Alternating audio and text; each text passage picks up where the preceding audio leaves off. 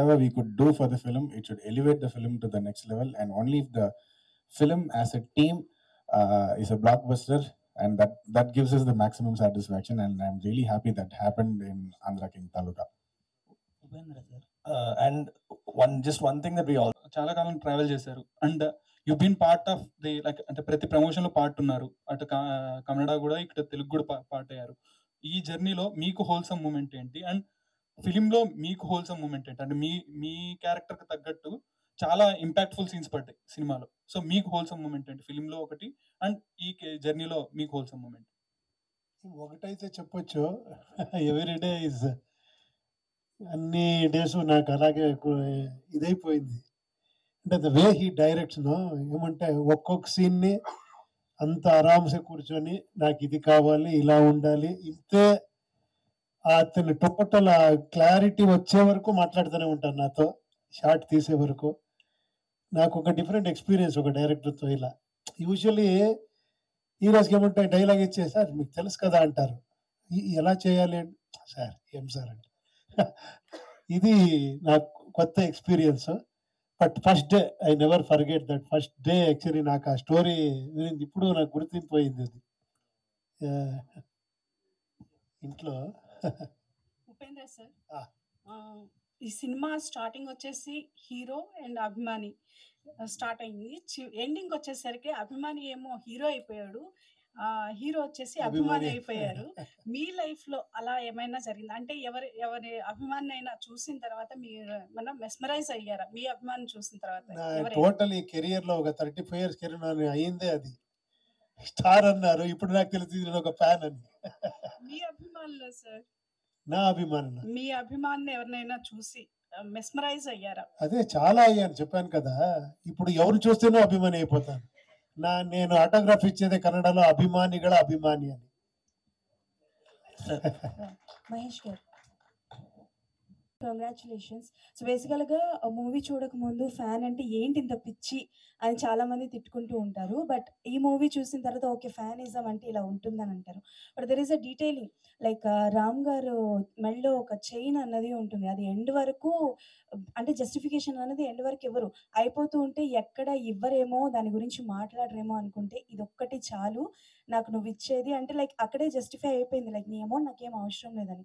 So ఆ idea అన్నది ఎలా తీసుకున్నారు? ఆ స్క్రీన్ ప్లే నాకు బాగా నచ్చింది, సో దాని గురించి చెప్పండి. అంటే ఏదో ఒక మెటఫోర్ కావాలనిపించిందండి. యూజువల్లీ ఫ్యాన్స్ ఏం చేస్తారంటే చేతి మీద పచ్చబొట్లు వేసుకోవటం ఇట్లా ఏదో ఉంటుంది కదా, ఆ ట్రేడ్ కావాలి అనిపించింది సినిమాకి. ఫ్యాన్ మీద సినిమా చేస్తున్నప్పుడు అప్పుడు ఐడియా వాస్ టు లైక్ ఈయన అవార్డ్ పీస్ ఇరిగినప్పుడు అభిమాన్ నటుడు అని ఇతను అవ్వాలనుకుంటున్నాడు, అదే పీస్ ఇతని దగ్గర ఉంటే అంటే ఇతను ఏదైతే ఇచ్చారో ఆ ఫ్యాన్కి మళ్ళీ ఇతను అది తిరిగి ఆ స్టార్కి ఇవ్వాలి అనేది. సో ఫిజికల్ ఫామ్ అవుట్ కావాలనిపించింది, అందుకని ఆ ఐడియా క్రాక్ అయింది అనమాట. అండ్ ఇది ర్యాండమ్గా నేను ఒకరి దగ్గర విన్న క్వశ్చన్ ఇది.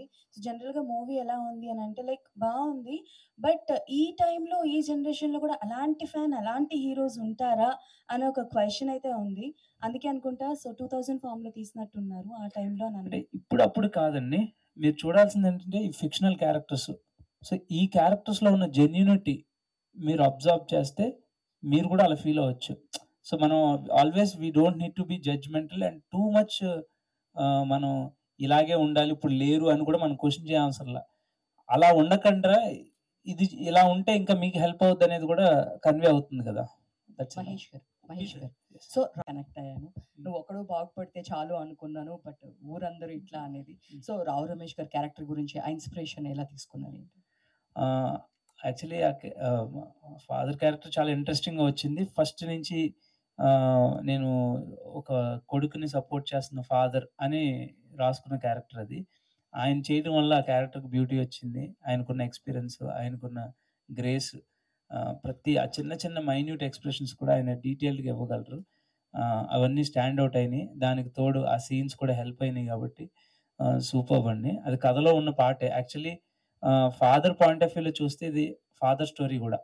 అంటే ఫిసి ఒక చిన్న పిల్లోడిని చదివించాలనుకుంటున్నాడు, అతను ఏమయ్యాడు అనేది అలా చూస్తే అది ఫాదర్ పాయింట్ ఆఫ్ వ్యూ కథ కూడా కంప్లీట్ కథ కూడా అలాగా అనిపిస్తుంది. రవి గారు ఒక కల్ట్ సినిమా.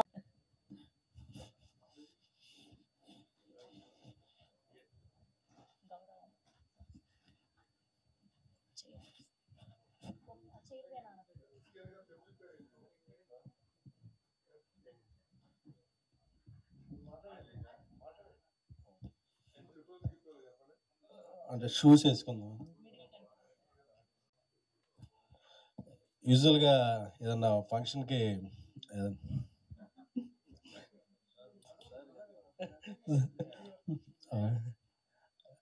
ఏదన్నా ఫంక్షన్కి మనం ఇన్వైట్ చేస్తారు. నేనే ఇది ఇందాక లైవ్ చూస్తే ఈ ప్రెస్ మీట్ జరుగుతుంది, దీని గురించి మాట్లాడాలని చెప్పి నేనే ఇక్కడికి వచ్చాను. ఎందుకంటే నిన్న చూసినప్పటి నుంచి నేను ఈ సినిమా చాలా ఎమోషనల్ అయ్యాను. చాలా చాలా విధాలుగా కనెక్ట్ అయ్యాను. ఆన్లైన్లో చూస్తే మార్నింగ్ నుంచి థర్స్డే ఓపెనింగ్ అన్నీ వేరు. ఎందుకంటే ఒక సినిమా ఎమోషన్ కనెక్ట్ అయితే దానికి ఉండే రిజల్ట్ వేరు. ఈరోజు ఈవినింగ్ నుంచి ఈ సినిమాకు ఉండే నిన్న నైట్ నుంచే అన్ని షోస్ పికప్ అయ్యి హౌస్ఫుల్స్ వెళ్తుంది. ఎందుకంటే చాలా చాలా థీమ్స్ మీద ఇప్పటివరకు సినిమాలు వచ్చినాయి, కానీ ఒక ఫ్యాన్కి ఒక హీరోకి మధ్య, అంటే సినిమా అనేదే ఒక హీరోకి ఫ్యాన్కి మధ్య నడిచే ఒక ఎమోషన్. ఆ ఎమోషన్ మీద ఇంతవరకు తెలుగులో ఏ సినిమా రాలేదు. తెలుగులోనే కదా నాకు తెలిసి, ఇక్కడ నాకు తెలిసి ఇలాంటి ఎమోషన్ని చాలా హైలైట్గా చేసే సినిమా అయితే ఇదే. ఎందుకంటే నిన్న సినిమా చూస్తుంటే శ్రీరాములు థియేటర్కి వెళ్ళి సినిమా చూశాను.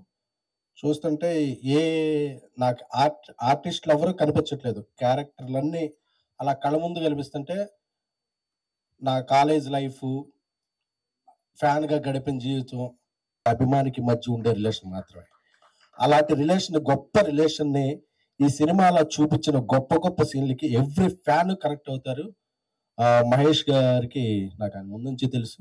ఆయన రాసిన కథకి చాలా చాలా హ్యాట్స్ ఆఫ్. ఆయన తీసిన విధానాన్ని, సంగీత దర్శకులు మంచి మ్యూజిక్ అందించారు.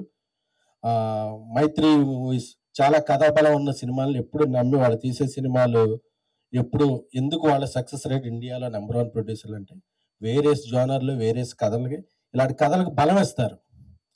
ఎందుకంటే ఓవర్సీస్లో ఇక్కడ ఏదో జరిగిపోతుందని కాదు, ఓవర్సీస్లో కూడా ప్రీమియర్లకి వెళ్ళి ప్రమోషన్ చేస్తున్నారంటే అదొక మైత్రి మూవీస్ వల్లే సాధ్యమైంది. సో ఇంత గొప్ప సినిమాని అందరూ చూడాలి, తెలుగు వాళ్ళందరూ చూడాలి, ప్రతి ఫ్యాన్ కనెక్ట్ అవ్వాలి. ఇంత మంచి సినిమా అందించిన రామ్ గారికి, అలాగే ఉపేంద్ర గారు కొంతకాలం గ్యాప్ తర్వాత తెలుగులో యాక్ట్ చేశారు. ఉపేంద్ర గారికి, ఆయనకి నేను పెద్ద ఫ్యాన్, మీకు తెలుసు. So love you sir. ఈ సినిమా ఇంకా ఇంకా కలెక్షన్లో ప్రతి షోకి పెరిగి అందరి ఫ్యాన్స్ అభినందనలతో, ఆశీస్సులతో ఈ సినిమా పెద్ద విజయం సాధించి అభిమానులకి, ఇలాంటి అభిమానులు ఉన్న హీరోలకి అందరికీ పేరు తెచ్చి ఇది ఒక ల్యాండ్ మార్క్ ఫిల్మ్ అవ్వాలని కోరుకుంటున్నాను. Thank you so much. నమస్కారం అండి. అలాగే మా సినిమాని సపోర్ట్ చేసిన మీడియా మిత్రులందరికీ ప్రత్యేకంగా థ్యాంక్స్ అండి. ఇంకా చెప్పాలంటే ఈ సినిమా రిలీజ్ అయినాక వచ్చిన కాల్స్ కానీ చాలా చాలా ఓవర్వెల్మింగ్గా ఉన్నాయి. సినిమాలో బాగుందండి అని, కంగ్రాచులేషన్స్ అని ఎంతటితో ఆగకుండా దాని గురించి, సినిమా గురించి డీటెయిల్గా మాట్లాడుతున్నారు ప్రతి ఒక్కళ్ళు. దీంట్లో మొదటగా చెప్పుకోవాలంటే రామ్ గారు, ఉపేంద్ర గారి కాంబినేషన్లో సీన్స్ కానీ, వాళ్ళిద్దరు పర్ఫార్మెన్స్లు, ఇక వాళ్ళిద్దరు పర్ఫార్మెన్స్లు, they have huge experience and we need not talk about their performances. But what I received yesterday some calls, వాటి గురించి నేను సమ్మరీలో చెప్తుంటే వాళ్ళందరూ అసలు ఏం పర్ఫార్మెన్స్లు అండి. ఈవెన్ భాగ్యశ్రీ బోర్సే, ఆ అమ్మాయి గ్లామరస్గా ఉండటమే కాక పర్ఫార్మెన్స్ కూడా చాలా బాగుందన్నారు. అలాగే మా మ్యూజిక్ డైరెక్టర్లు ఇచ్చిన సాంగ్స్ కానీ, ఆర్ఆర్ కానీ హ్యూజ్ అప్రిసియేషన్ వచ్చింది. కమింగ్ టు అవర్ టెక్నీషియన్స్, ఆ సాంగ్స్లో ఉన్న సెట్లు కానీ, ఆ రియలిస్టిక్ ఫీల్ కానీ, అవినాష్ కొల్లా గురించి మాట్లాడేది కానీ, టెక్నీషియన్ వైస్ చూసుకుంటే డిఓపి సిద్ధార్థ్ నూని గారు చేసిన వర్క్ కానీ, శ్రీకర్ ప్రసాద్ గారు, అందరినీ యునానిమస్గా అందరినీ చాలా చాలా ఎక్సలెంట్ టీమ్తో వర్క్ చేశారు. ప్రాపర్ కాస్టింగ్ చేశారు. ఇవన్నీ చాలా పెద్ద పెద్ద అప్రిసియేషన్లు వచ్చినాయండి. We felt very happy for all the appreciation we received yesterday. And మేము ఎక్స్పెక్ట్ చేసినట్టే అలాగే ఇంకా మాట్లాడాలని మహేష్ బాబు గారు director, the dialogues what he has return in the film ఎంత మంచి పేరు వచ్చిందంటే ఎవరన్నీ అసలు